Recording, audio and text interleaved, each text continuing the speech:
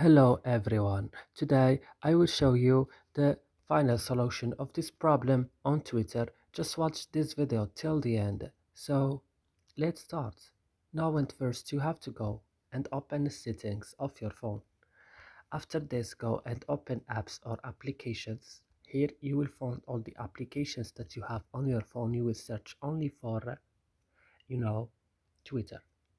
When you found it, open it like this and then go to storage, and on storage go to clear data, then click OK, and now clear cache. Also I click on it before, and also force stop, I use it before, click on force stop. And now the last things is to go into Play Store and update in your Twitter if it's not updated, and also you have to restart your phone.